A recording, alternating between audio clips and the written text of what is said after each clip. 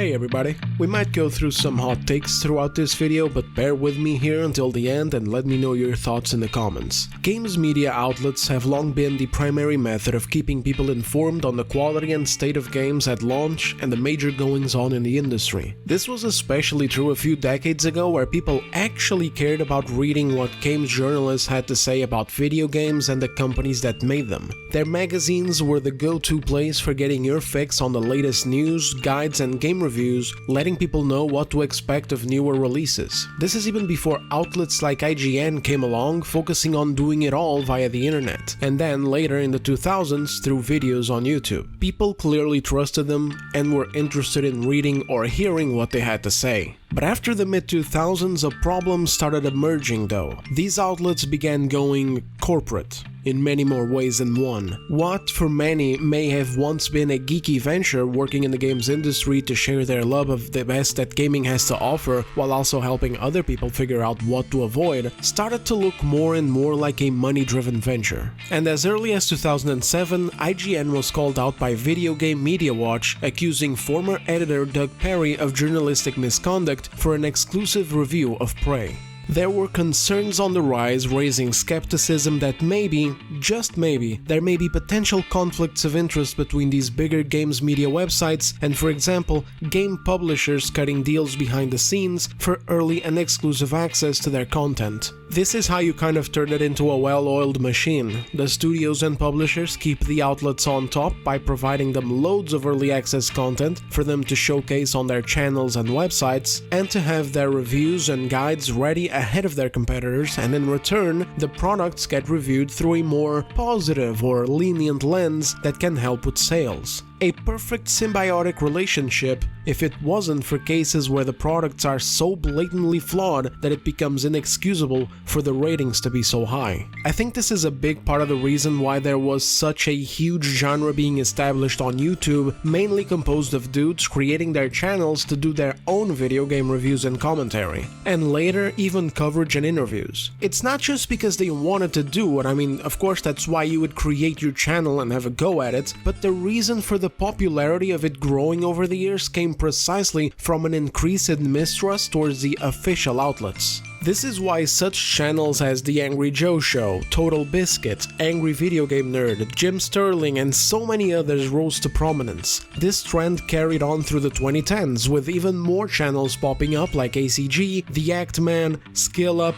Young Yeah, Game Ranks, etc. And even if some of them have fallen off the wayside over the years, the truth still remains that the demand for these channels was thanks to a total degradation of games journalism. Not just when it comes to trusting them and their review scores and news articles, but also in the way that they became so sanitized and so corporate that they lost that relatable gamer vibe, which is something that was very present in some of the channels that I just mentioned, which had no reservations about being loud, expressing their anger and discontentment towards terrible games, bad faith and ethical practices, and price increases, while also being overall funny, goofy, and sometimes even cringy in a good wholesome way, like with skits in their reviews or whatever. Most importantly though, they were unapologetic. These people knew exactly what the wider gaming audience was like, and they weren't trying to change it or shame it or any such thing by sanitizing their videos or opinions. They also knew how scummy gaming companies can be, and they had no ties to them at all that forced them to capitulate. At least not yet, unlike the journalists in the games media outlets. As the years went by, this problem became even more noticeable, with game reviews that made no sense whatsoever, either because they looked like they were suspiciously giving certain games too good of a score, or other times because they felt totally out of touch, which reflected another problem plaguing official games media, which we'll get into in a second, and that might be a bit spicy because it comes down to them expanding their horizons, let's say, and hiring people who weren't really fit for the job in an attempt to be inclusive and push against this so-called idea of gatekeeping. These hires were the type of people who came to be known now as the often mocked games journalists, a cursed term these days that can mean many things, but mostly it means the person in question is terrible at video games and is often a tourist, totally out of touch with the games, genres, and franchises that they are reviewing or writing news articles about. This is sadly a trend trend that became even worse as the years went by, giving way to straight up hiring people who weren't even gamers to write activism hit pieces for these websites. So yeah, instead of taking care of their problem, they made it even worse, and completely upended games media, turning it into nothing but excess media slop. If trust used to be low in the 2010s, now it's gone beyond that, and these outlets are nothing but jokes. And of course this goes without saying, but that decision was so bad that now many of these outlets are going through layoffs, shutdowns and buyouts. In fact, some of them are even using AI to write their articles under fake names and profile pictures. But before we go deeper into this topic, let's back up and slow down a bit to add context.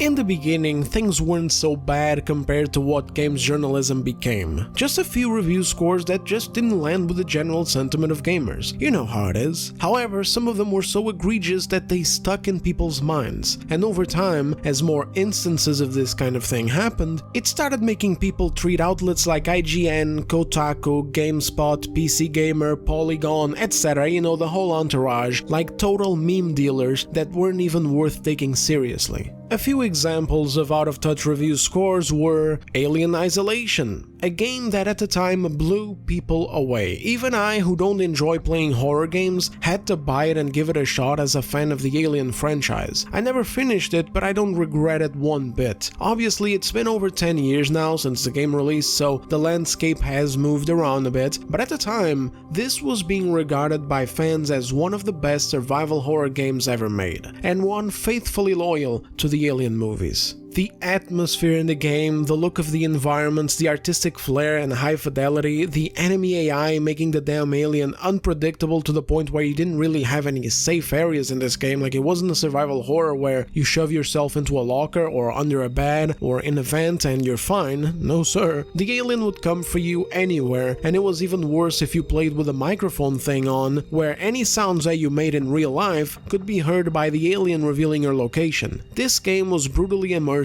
and after so many disappointments in the Alien franchise when it came to the games, it got a lot of people beyond satisfied. And yet outlets like IGN and GameSpot, for example, gave it a 6 out of 10. IGN was actually a 5.9 out of 10. Criticizing the game for being too difficult and punishing, totally disconnected from what gamers were begging for in this genre, and honestly even disconnected for what makes the experience in these survival horror games more exhilarating. They would also go on to piss off the Pokemon and Sonic communities time after time after time by scoring games like Pokemon Mystery Dungeon Explorers of Sky and Sonic Unleashed with scores under 5 out of 10. I personally never played these games, I can't speak for them myself, but the communities that play these games did, and they didn't like it. YouTuber reviewers usually place these games between 7 and 9 out of 10. Also, do you guys remember that too much water meme from IGN? That originally came from a Pokemon review as well, specifically the game Pokemon Omega Ruby and Pokemon Alpha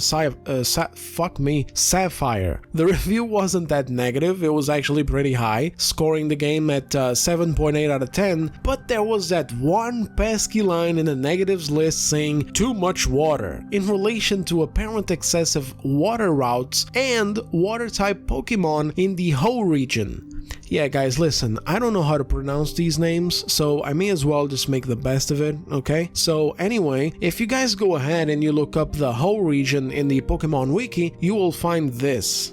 Ho is based on the island of Kyushu region in Japan and lies to the southwest of Kanto and Johto in the Pokemon world. It is the first of the two sea regions, the other being Alola. According to Pokemon legend, the Ho region was formed by the legendary continent Pokemon Groudon raising the land, and then the legendary sea basin Pokemon Kyogre, or whatever the fuck, expanding the sea. So yeah, I have no idea whatsoever what the fuck kinds of Pokemon and playable areas this IGN reviewer had in mind for a sea region, but there we go. 8 out of 10, too much water. There was also a highly controversial instance in more recent years, well, sort of recent. 2018 isn't really recent anymore, it just makes me feel old. It's actually kinda nuts how this happening in 2018 makes me feel older than talking about Alien Isolation. But anyway, back in 2018, IGN gave Jurassic World Evolution a god-awful score of 4.8 out of 10. Now this is a bit more of a niche game as it sits in the whole simulation genre, so I don't know how many of you are familiar with it, but the sentiment around it was positive, with user scores and YouTube reviewers praising its appeal to Jurassic Park fans, the polish compared to other similar games at launch, the great visuals, the park building mechanics, etc.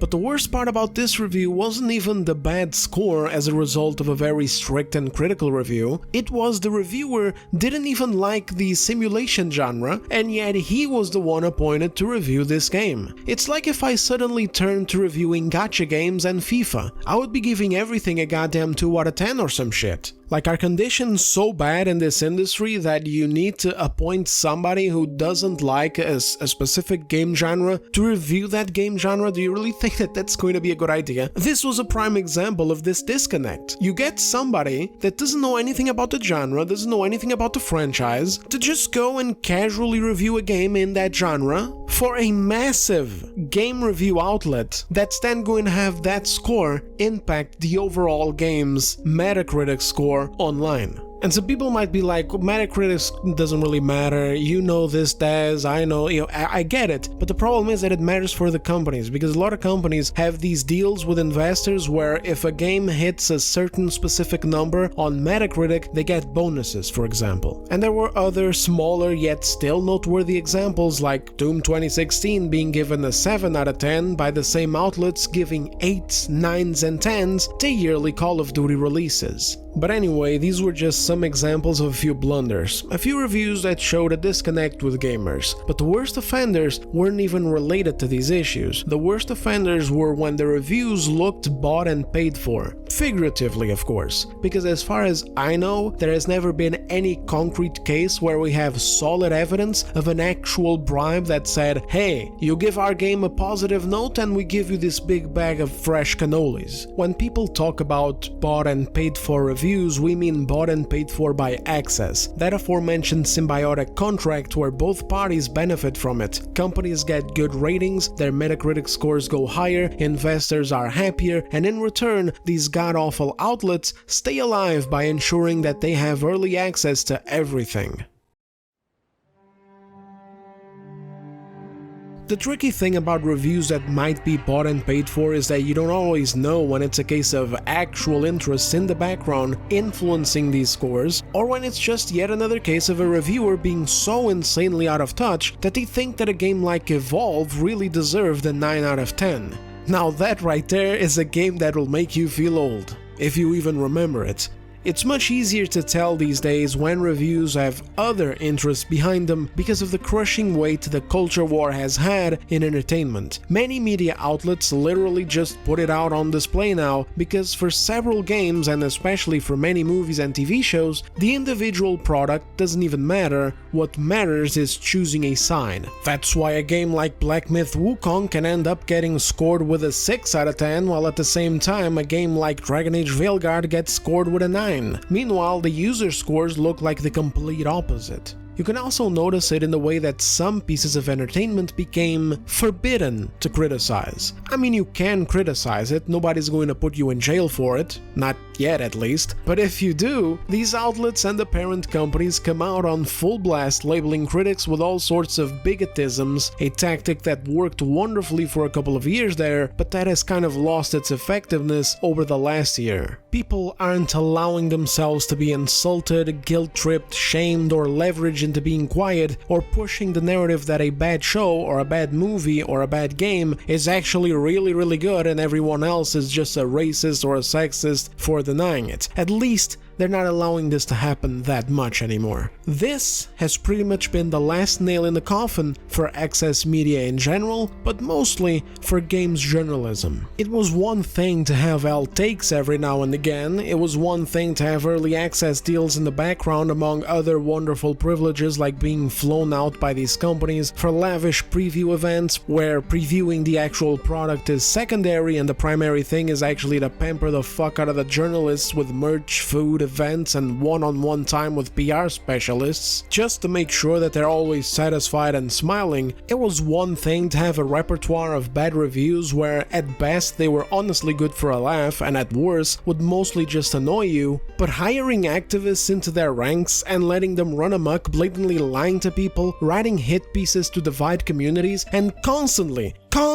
shaming and demonizing gamers for their opinions was a whole other thing. This was an unforgivable transgression that wasn't just bad because of it being disingenuous towards us, the audience, but also incredibly damaging to the games industry because of rating dogshit games with high scores from 7s all the way to 10s, depending on how much of a symbol a game was. For instance, Veilguard last year was a huge symbol for these activists in the industry. These kinds of symbols needed to do well in order for the kind of content that they peddled to be seen as positive, as something to push onto other games, something successful, and also as little victory points for their next articles gaslighting gamers and trying to change the landscape of the industry. Game reviews were no longer meant to be just ignored because of how out of touch the reviewers were, sometimes easily excused with the fact that taste is subjective. They were now meant to be straight up avoided because of the bias that was established. You weren't even getting an inkling of the fucking truth out of these new reviews. You were just getting hand-fed a narrative that correlated with the industry's agenda. With articles like these on screen trying to get people to spend their hard-earned money on garbage that we rejected. Discrepancies in game reviews were already pretty bad because you essentially had a disconnect even at the lowest level with whoever is reviewing a game. If a game was a bit deeper and required more playtime to fully figure out whether or not the game was good, like for example if you were reviewing games with a big emphasis on endgame, you were shit out of luck with these outlets because they never even reached the endgame to experience it and let people know. And this is a problem that hits other games too, especially the open world ones where you're often having a nice time for about 15 to 20 hours, even in bad ones like Veilguard. So if you do a review at that point, you'll be far more positive than if you actually put in 60, 80, 100 hours, how many hours it needs to actually play the entire story, explore the world, collect stuff, leveling up your character, and completing at least the primary side quests. The amount of time a big open world game can remain fresh before the blemishes of repetition and boring, recycled, uninspired content or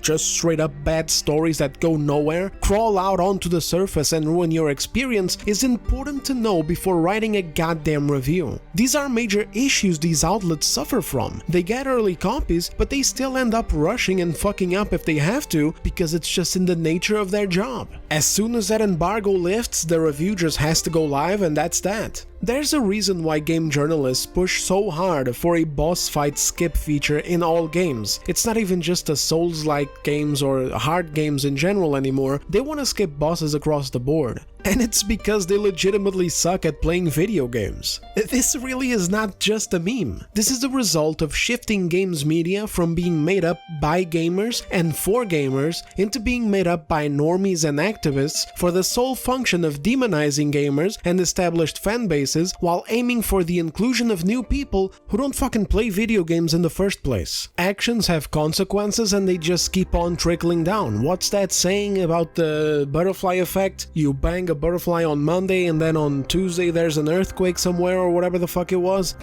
What? Bro, what are you talking about, man?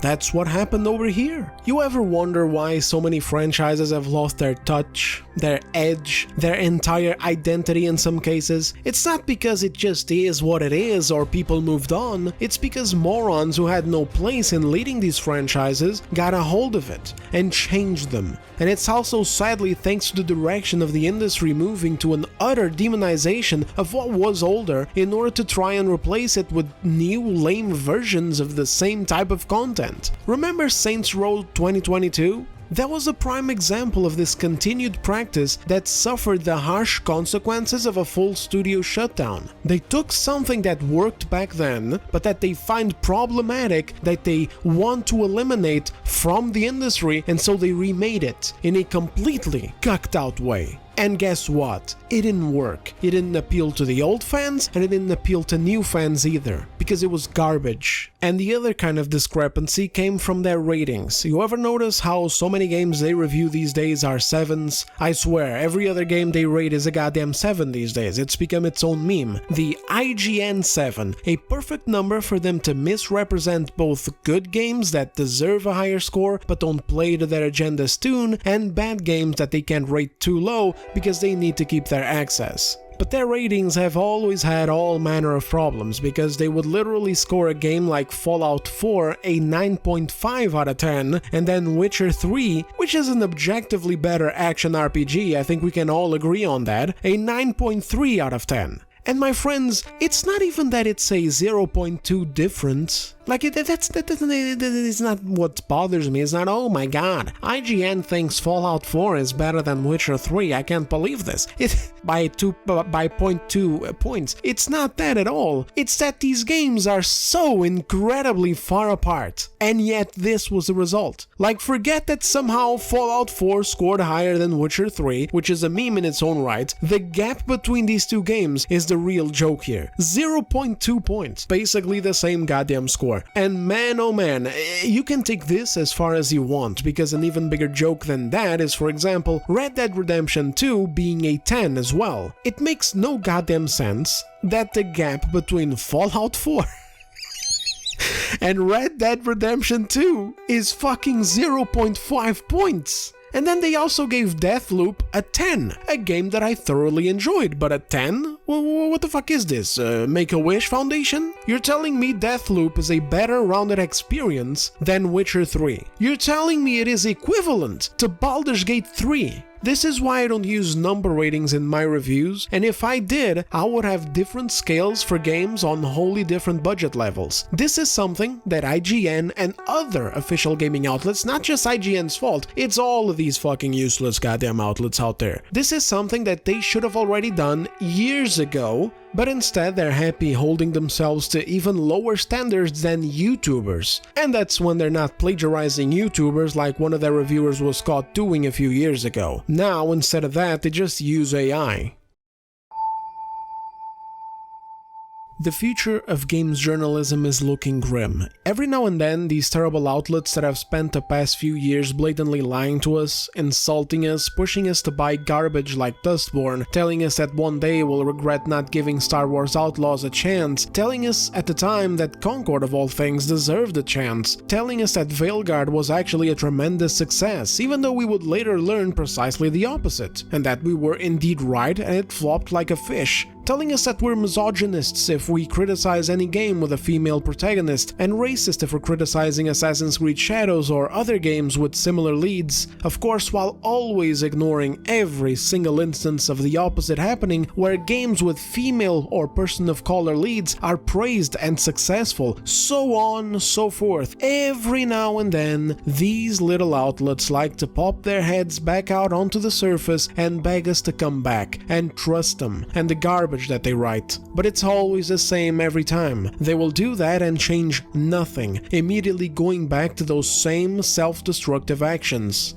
Oh yeah, and this is actually very important, that's what these are. Self-destructive actions. Some people like to say that this is cancel culture hypocrisy. They misunderstand. There is no cancel culture here. Games journalism has been failing on its own due to years and years and years of continued decline. Decades of failure to resonate with their audience and provide them with the service that they were supposed to exist for. The service that they used to provide a long time ago. There aren't any cancel campaigns against them. If anything, they're the ones who try to push cancel campaigns on individuals that they don't like, individuals who criticize them and expose their biases. They have eroded trust to such a degree that I legitimately do not see a way back for the ones who are the biggest offenders of this shit. Newer ones popping up? Oh sure, I'm not so cynical that I would immediately dismiss every game journalist out there, but these usual suspects have taken in way too much water and their ships are sinking. It's gotten to the point where they exist solely to push corporate interests and agendas and not much more. And it's getting more and more noticeable every day. I know that there's a meme that some channels like to do on their thumbnails where they write something like, "They hate us," in red letters, but it's actually true here. They really do hate us, and I have some examples of that. I've been saving these over the course of the last few weeks, months honestly. They were for a different video, but hey, we can use them now. Here's PC Gamer talking shit about GOG accepting donations when people buy games. Look at the wording in the title. GOG now accepts donations when you buy a game, like it's a charity or something. Is this a gaming journalism website or fucking kindergarten? Pay close attention to the subtitle as well, it's important for later. Sure, some think games cost too much these days, but what if you think that they don't cost enough? The reason why GOG was taking in donations is because they run a game preservation program which aims to keep old games running on new hardware even after the games have been discontinued by their companies. Which means they even contain actual community-made patches for the game to run smoothly and include vital features. I bought Vampire the Masquerade Bloodlines from GOG for example, and it included a whole version which was technically modded. It allowed me to play the original version if I wanted to, or the mod pack one with a bunch of fixes that made it so that the game would run smoothly without a bunch of quest progression bugs, and even included some cut content. By the way, for any lover of RPGs, this is an incredible game. GOG is one of the few places where we can actually not only own the games that we buy by downloading files onto our hard drives that will work regardless of internet connection, but also do this kind of service to keep old games alive and playable on new hardware. If there's a goddamn cause worth donating to, being pushed in gaming, this is it. I didn't see PC Gamer complaining about Bungie doing that little Pride event a couple of months ago, putting up LGBTQ+ skins on sale, where only part of the proceeds would go to a LGBTQ+ rights charity that didn't even bother explaining how those funds would be applied. With the GOG, I know very well how my funds are going to be applied because I can literally see it with my very own eyes whenever I buy an older game. And if you read there, their reason for being mad at this is even more retarded. Oh, but I was asked if I wanted to donate even when I was buying Baldur's Gate 3, which isn't even an old game. It is a modern game. Why is it asking me for a donation? This really is kindergarten, isn't it? Just don't donate if you don't want to, diptard. Seriously, these gaming journalism outlets must have been biting themselves over the past couple of weeks as they saw the Stop Killing Games initiative being successful. Oh boy, they must have wanted to pounce on it so badly. Don't believe me yet? Here's Kotaku making fun of all the people who got together to protest Randy Pitchford's comments about Borderlands 4 potentially being $80. Back when they revealed the price to be $70, they wrote this dog shit. Borderlands 4 reveals $70 price tag, proving all the drama was for nothing. Drama. That's what standing up for our rights as customers means to dog shit out of touch outlets like these. Let's read some more. 2K finally confirmed that Borderlands 4 is only $70. After all that hoopla and online drama, it turns out the game is going to cost what nearly every other AAA video game costs in 2025, $70 plus tax. Was any of that worth it in the end? Not really. Who the fuck wrote this? A retard? Must be. Because I refuse to believe that anyone with a fully formed brain would ever conjure such a combo of bullshit. It wasn't for nothing. It was precisely because of that the game didn't get priced at $80 yet. We are at a point in the industry where the tensions are running high. Nintendo made their push and they were successful because Nintendrons will literally buy anything. Xbox followed them, making the same push, but over here in the main market. And at this point, they're just waiting for Sony and a bunch of other third-party companies to make the same move so they can solidify this as a new standard. The more we push back, the more we refuse to buy their overpriced trash, the more impact we have, just as we did with the Outer Worlds 2, which was also changed from $80 to a $70 price tag. And this is all thanks to people not eating the slop, not pre-ordering every goddamn thing, because if we did, they wouldn't just change their mind. Who the fuck wrote this? That's what I'm telling you. Who the fuck wrote this? How can you be so out of touch with reality that you genuinely believe that, oh, if gamers had just been quiet, this would have just been $70 anyway? Are you fucking stupid? Well, maybe I'm being too harsh. After all, they're not really stupid, they're just industry plants. Because if this game journalism outlet was actually worth a shit, they would have written in this article that even $70 is too much for a goddamn standard copy of a game, as evidenced by the decline of the industry over the past 5 years. Instead of treating us like fucking toddlers who threw a tantrum for nothing, they'd actually acknowledge the massive overspending problem that is destroying this industry from the inside. And isn't that funny too? A company asking for a donation for game preservation is like, oh, games are so expensive these days already, oh. But a company hiking its prices up to $80 is good to go. It's all just a bunch of unnecessary hoopla. Leave the multi-billion-dollar company alone, guys. So yeah, fellas, trust me, they were aching for Stop Killing Games to fail, and the only reason why they didn't jump in to once again take a shit on us in our best interests is because they saw pirate software getting torn apart over it. I don't know if we should do this, fellas. We got a lot of bad PR this year already. We better let this one go, fellas. And this isn't the only instance where this anti-consumer sentiment is seen either. They were also underplaying and straight up trying to misrepresent the success of Clair Obscur Expedition 33, yet another game that shatters the narratives that we've been sold by these gaming corporations. That AAA games are too expensive to make, that they require hundreds, if not thousands of manpower to make them, that they require hundreds of millions of dollars in budget, which of course means that the regular price of a game must be way higher. 60 wasn't enough, 70 isn't enough either, and of course we can't just have a standard copy, there must be FOMO bullshit attached because hey, you know, hashtag market conditions. Meanwhile, here we have a fantastic game taking the industry by storm, made by an independent studio, started off with 5 people, finishing the game with around 33 developers, about 4 years of work, a launch price tag of $50, and a 15% off discount for pre-orders on Steam. No cringy consultants included in the mix, no social impact commitments, no season passes, no bus passes, no dick passes, no goddamn passes at all, no bloated budgets of over $100 million, no fucking nothing. Just a studio with game developers making a video game that they were actually genuinely passionate about, with a story that they wanted to tell, rather than a divisive political message to pass on. Imagine that! How could this be success? How could this work? Who knows? And the media hates it because it poses such a magnanimous threat to this little self-destructive status quo that they have arranged for themselves in this goddamn industry. Article after article pissed off at Jeff Keighley for acknowledging this incredible feat of such a quality game made by 33 employees, citing the same things as if they received the same order from their corporate overlords over email. No, Jeff Keighley, Clair Obscur Expedition 33 was not made by a team of 30 people. Ah, the copium is amazing. It tastes so good in the morning with my coffee. I read these at the time and they bogged down to these cucked out journalists pouting that it was a lie. The game wasn't made by 30 people because the studio outsourced work to other studios. But it's all a load of salt, misinformation, and diversion. What Expedition 33 did is not news, it's not unique. It doesn't take away from the fact that this was made by a team of 30-something developers, and it doesn't serve to undermine them the way that these disingenuous fucks were trying to.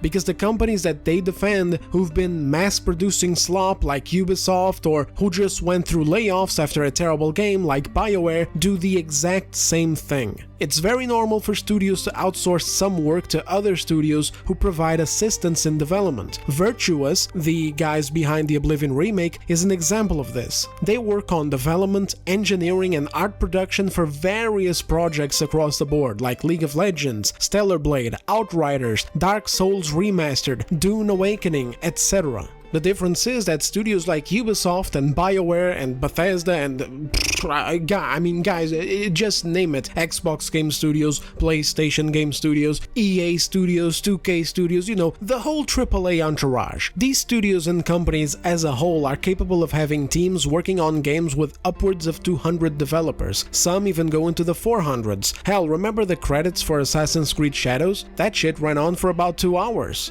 There had to have been at least 1,000 people people named in that thing. Besides, we know that Ubisoft has like 20,000 employees. We got that information during the whole Tencent acquisition debacle. And yet, despite having so many goddamn people working there, so many developers, so many departments, they still spend money outsourcing work to the same damn studios and even more of them. So yes, Sandfall outsourced work to these assisting studios, and yet they still remain an immaculate example of efficiency, an immaculate example of how bloated and rotten and devoid of passion the AAA industry is. And no amount of coping and attempts from journalists to spin the story some other way is going to make it any different. And that, my friends, brings us to the end of the video. It is stuff like this that proves that games journalism has no real future. They're just hanging on because they're still cogs of the industry's machine. Their existence is still worthwhile to them because it allows them to run counter-narrative hit pieces like the one undermining Expedition 33's success, or the one undermining our efforts to fight against $80 prices, or the one undermining the importance of game preservation. Even if they have to cut as many costs as possible and have AI cranking stories out under fake names, it'll still be worth it in the end because of the brand name, because of the implied trust that they still have as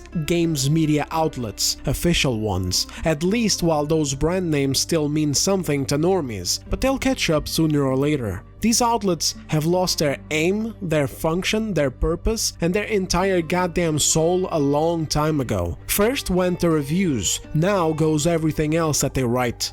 Thank you very much for watching, leave the video a like if you enjoyed it, and I'll see you guys on the next one. Take care, and play some older games.